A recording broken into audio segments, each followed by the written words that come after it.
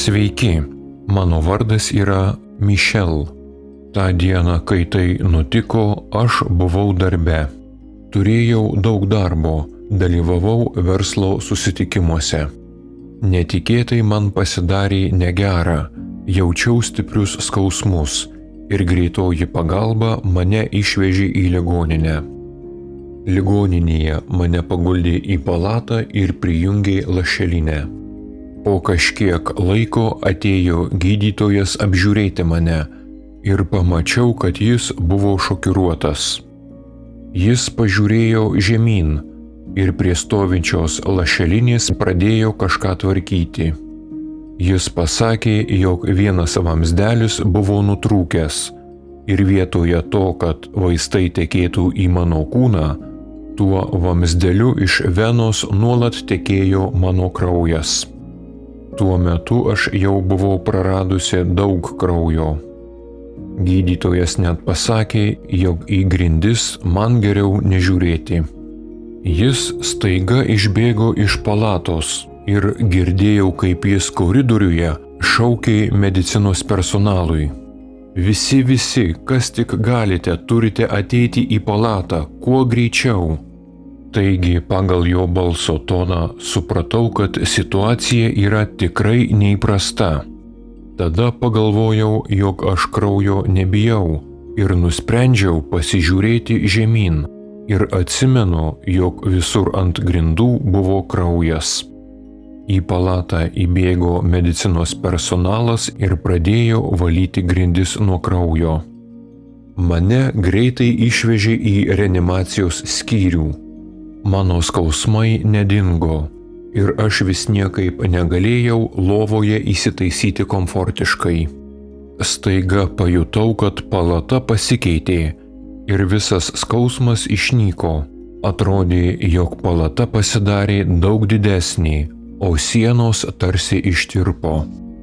Aš atsidūriau kažkokioje kitoje vietoje ir aš buvau be savo kūno.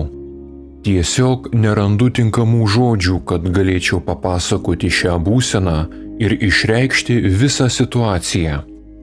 Nemačiau savo kūno ir neskriejau pro tunelį.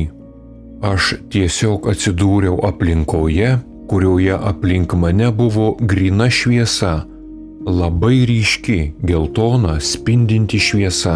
Tačiau toji šviesa neakino ir ji nebuvo karšta. Toji šviesa buvo gryna, besąlygiška meilė. Aš jaučiau begalinę laisvę ir tai buvo ypatingas jausmas. Aš mėgavausi tą šviesą. Aplinkui nemačiau jokių būtybių, bet išgirdau balsą. Michel, tu dar ne viską pabaigei. Yra dar vienas dalykas, kurį tu turi padaryti. Ir tada kairėje pusėje pamačiau kažkokią baltą būtybę, o aplink ją mačiau auksinį švytėjimą. Ji buvo didžiulė ir supratau, kad ši būtybė buvo mano padėjėja anapus. Ji man parodė visą mano situaciją žemėje, bei pasakė, kad aš dar nepabaigiau savo kelio ir aš pilnai suvokiau visą savo žemišką situaciją. Mano sąmonė tuo metu buvo padidėjusi ir aš pilnai bei objektyviai suvokiau visą realybę. Aš panorau atsisveikinti su savo žemišku gyvenimu ir staiga aš atsidūriau savo namuose ir išvydau savo artimuosius. Tada man parodė, kaip mano artimieji reaguotų į mano mirtį. Aš mačiau visus savo giminaičius iš karto, vienu metu. Kadangi anapus nėra laiko, nebuvo jokio streso ir nebuvo būtinybės kažkur skubėti. Todėl neskubant žiūrėdama į visus giminaičius, galėjau išanalizuoti ir įsidėmėti kiekvieną ir pajausti jų dvasinę būseną. Taigi aš supratau, kad jeigu aš dabar mirsiu, tai bus labai didelis smūgis mano likusiai šeimai, nes kol aš buvau ligoninėje, sunkiai sergantys mano tėvas ir močiutė taip pat gulėjau ligoninėje. Aš pilnai supratau, kaip blogai ir kiek stipriai neigiamai mano mirtis paveiktų mano visus likusius giminaičius. Kiekvienam iš jų tai būtų didžiulis smūgis. Tačiau iš kitos pusės pilnai supratau, jog mirti yra visiškai normalu. Taigi aš nuoširdžiai atsisveikinau su savo giminaičiais ir tada toji balta būtybė priartėjo prie manęs ir aš jai pasakiau, dabar aš jau esu pasiruošusi pabaigti žemišką gyvenimą ir eiti toliau. Nesupratau, kaip viskas įvyko, tačiau per vieną akimirką aš tiesiog pajutau, kad mane kažkas stumtelėjo ir aš akimirksniu atsidūriau savo kūne. Mano sugrįžimas į kūną buvo labai sunkus, bet aš neturėjau jokio pasirinkimo. Aš vėl pajaučiau visą skausmą. Mano išgyventa priešmirtinė patirtis man parodė, jog kai paliksiu žemę, aš egzistuosiu ir toliau.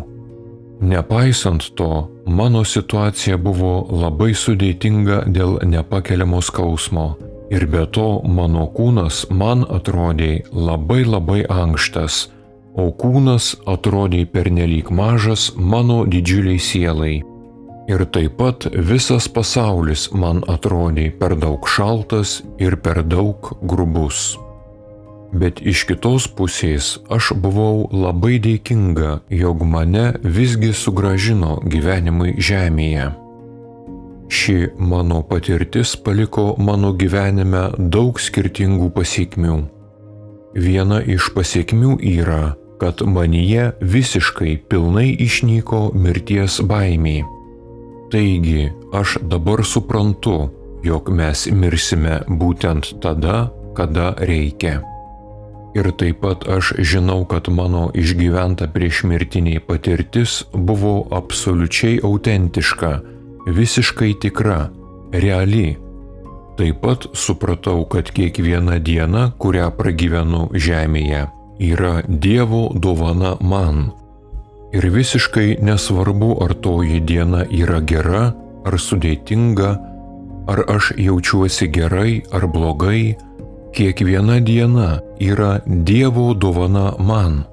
Ir aš žinau, jog mano žemiškas gyvenimas kažkada pasibaigs ir tai suteikia gyvenimui ypatingą vertę.